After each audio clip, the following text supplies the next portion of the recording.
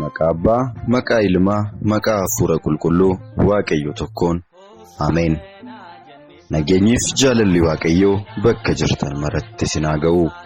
Kabajamtoota, hordoftoota, dhaggeeffattootaa fi daawwattoota keenya.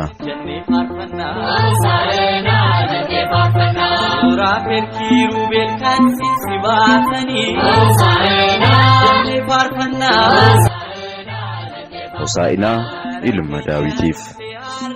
Faaruu kana uummanni Israa'el yeroo gooftaan keenya Iyyasuus Kiristoos gara Yerusaalem galuu isaa gammachuudhaan yeroo simatan faaruu faarfatanidha.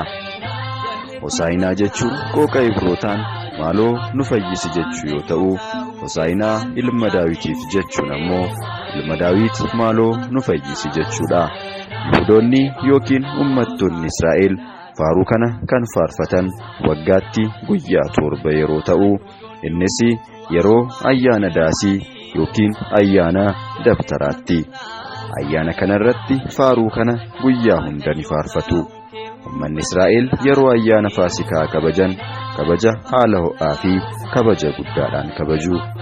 Uummanni ayyaana kana kabajuuf torban tokko dursuudhaan biyyoota gara garaa irraa walitti qabamu ture.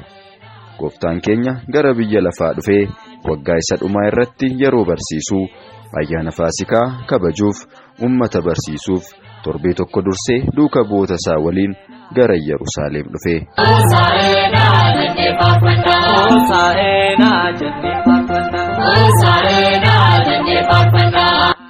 Raajichi Zakkaariyaasiin akka dubbatetti gara Yerusaalem yeroo dhufu harreerra taa'ee kan nufu ta'uu isaa raajiin dubbateera. Kunis gadoof qabu isaa argisiisa.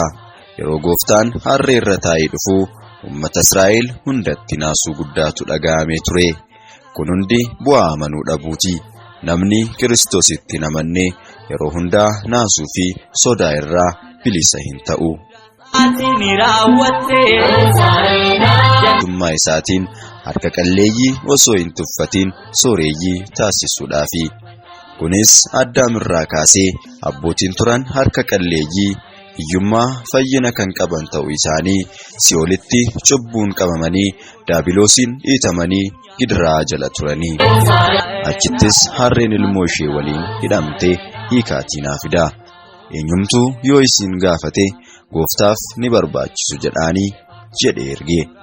Daandii bifa fannootiin walirra darbu irra dhaabatee erguun isaa fayyinni ummata kan fannoo isaatiin raawwatu dhiyaachuu isaa ibsuufi.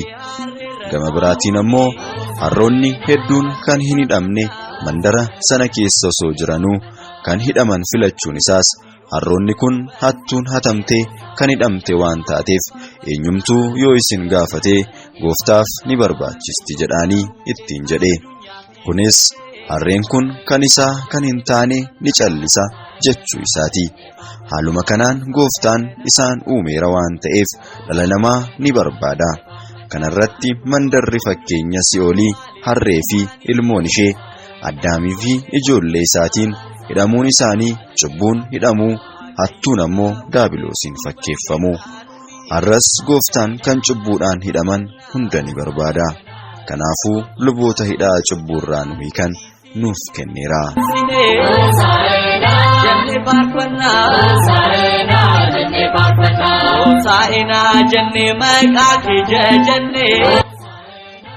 Gooftaan keenya Yesuus Kiristoos duuka bu'oota lamaan kan inni ajaje hunda raawwachuun harree ilmoo ishee waliin hiikanii fidaniif.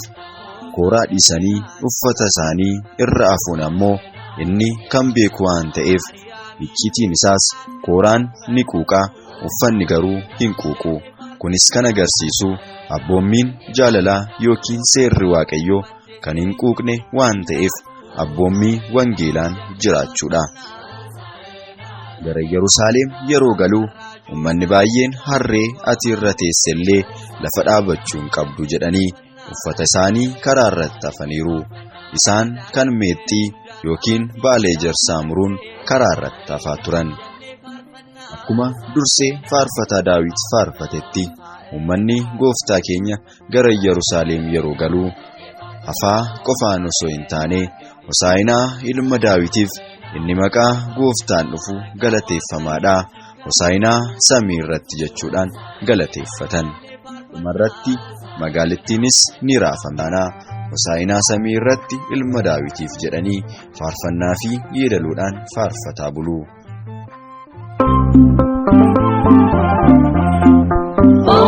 Hosaa'inaa samii irratti, Hosaa'inaa samii irratti, Ajajni Waaqayyoo araarri dulbee Maariyaam hunda keenya waliin haa ta'u. Ameen. Hosaa'inaa jennee faarfannaa, Hosaa'inaa jennee faarfannaa, Hosaa'inaa jennee faarfannaa, Hosaa'inaa jennee faarfannaa, Hosaa'inaa jennee faarfannaa, Hosaa'inaa jennee faarfannaa. Maariyaamii teessee akkam faarfatamtu, Hosaa'inaa jennee faarfannaa, Hosaa'inaa jennee faarfannaa.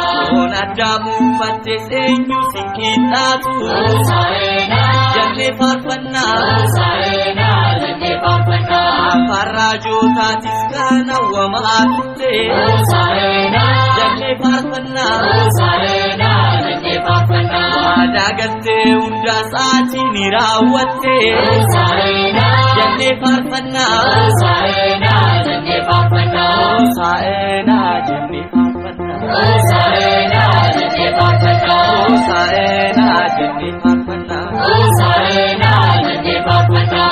Maqaa Waaqayyootiin kan dhufu hundumtu, Hosaa'inaa jennee faarfannaa, Hosaa'inaa jennee faarfannaa. Eebbifamuun isaa dhuguma hin nafu,